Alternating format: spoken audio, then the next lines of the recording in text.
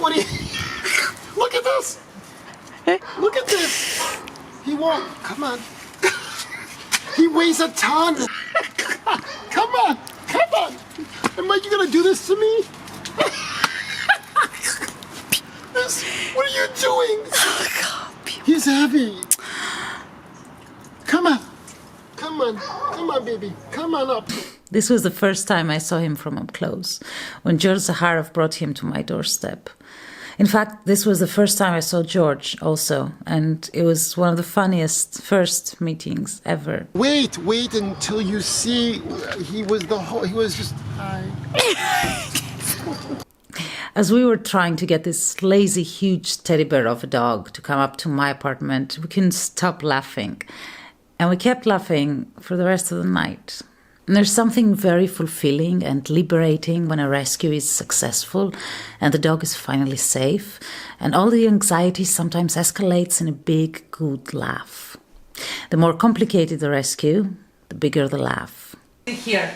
Why am I here? Because I adore you. Actually, No, that's it. I don't trust anyone else. And then I'm like, I'm going to bring this dog into the King George Hotel and stick him in the bathtub and wash him, and I don't care what people say. All right. It's so nice seeing you. You actually exist. Too. You're not digital. I know, and I'm not a crazy man. No, you're not. Or you don't know I am. God bless you. So George was visiting from the States. Hours before this moment, he was passing through rural Greece up on a road in the middle of nowhere among the mountains, and he spotted him. Come here. Come here. Come here. Come here. Come here, baby. Come here. What are you doing over there? What are you doing? What are you doing? What are you doing? What are you doing? What are you doing, crazy? There you go. George left for the States again the next day with a promise to help find his rescue dog a home, a promise that he would uphold. Before he left, we named the dog after him, George Junior. That's right. Yeah, we named him George. Oh, we named him, have we? We named him George. Junior. Yes. I have to tell you something. GJ.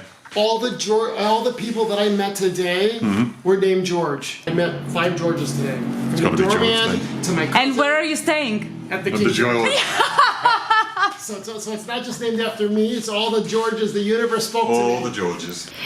George Jr. suffered from leishmaniasis, a kind of complicated Mediterranean disease that had already affected his eyesight, so he started his treatment immediately. And he tolerated having shots every single day, like he tolerated everything life was bringing his way, with a laid-back, lazy attitude of a big, heavy, kind-hearted boy. Who's the best boy in the whole wide world? George is the best boy in the whole wide world. George is the best boy in the whole wide world. Fostering him was easy, and it was also funny. This giant teddy bear was exactly that, a giant teddy bear. He would rarely leave his spot next to the bookcase to do anything. I would give him the shots right there as he was laying down. He wasn't a cat lover, but he would react to the cats like he would react to injections with this "oh, can't be bothered now" attitude. Our walks were slow and lazy. Our home life was slow and lazy. That entire summer was slow and lazy and easy and fun, because with George, it was as if we had brought a new furniture in the house that found its place and just didn't move from there. Never. That first laughter of that first night was prophetic, actually. I just didn't know then. The funniest thing of all was getting George to do things.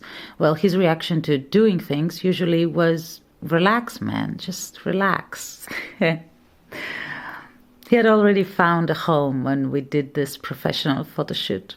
So there was no point to it, really. We just did it for ourselves.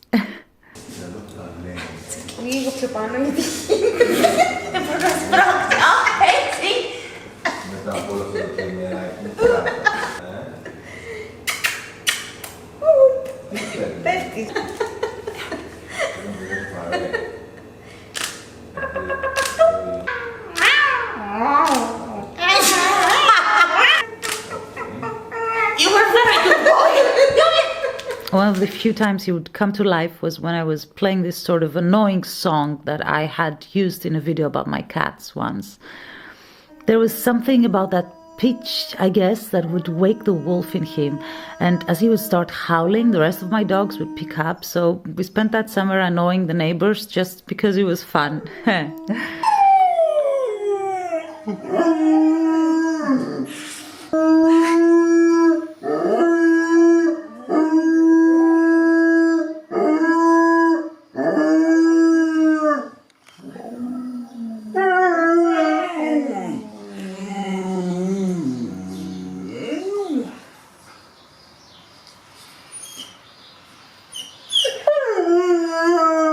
Well, everything was fun with him. It was this down-to-earth yet childish kind of fun. Same as a dog. Down-to-earth, but really just a child. Georgie, Porgy, pudding and pie, kissed the girls and made them cry. All the girls came out to play, and Georgie, Porgy ran away. The streets and the shelters are full of dogs who are not recognized for who they are. Or worse, dogs that we don't care who they are, how they view the world and how they view life. Individuality is lost among the numbers. They don't have names. They don't have personalities. We deprive them of anything that makes them who they are, leaving them only with their species. So they're just dogs. Even worse, just stray dogs. Anyway, George Jr. was one of the lucky ones. You have to be incredibly lucky to be seen and to be understood for who you are. First, he was seen by his rescuer, then by me, and then by his family that was waiting for him in Chicago.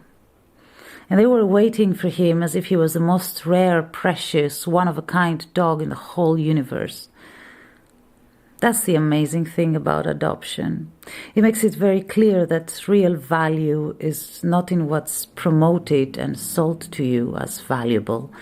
Value is something deeper that can't be put into words, proportions, brands, or breeds.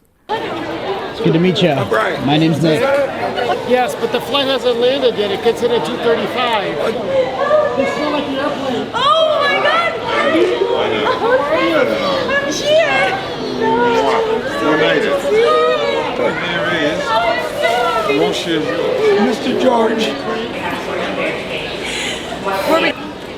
Do you remember me? He doesn't remember me.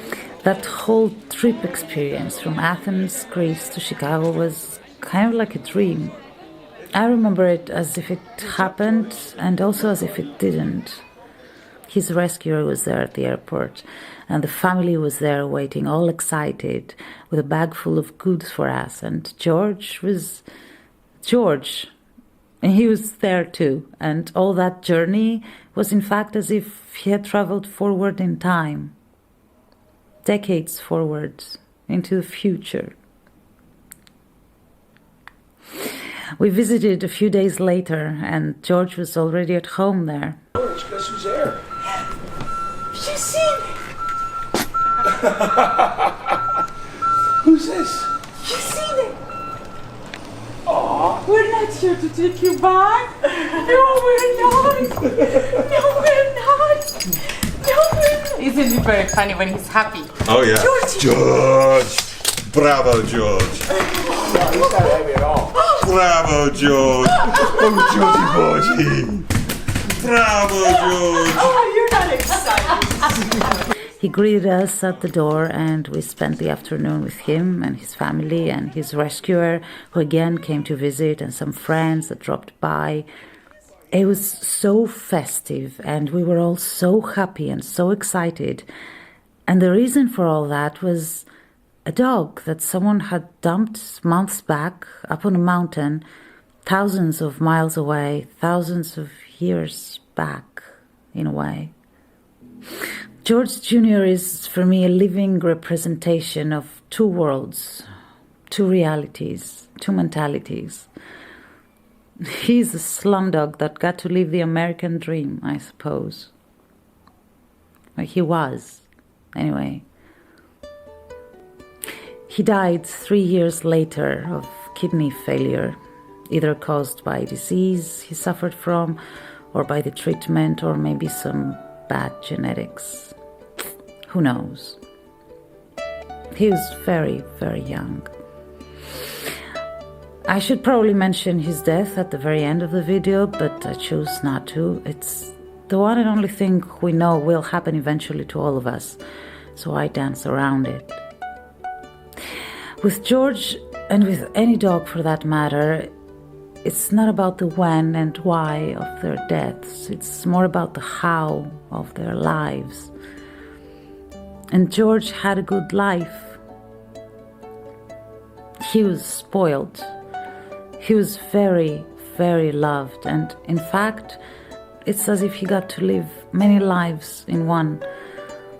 Others take years to go through one life, and George went from whatever he had before that, to that, to that, and then to that, and well, that's such a condensed life experience that makes the time he spent on this earth irrelevant, I guess.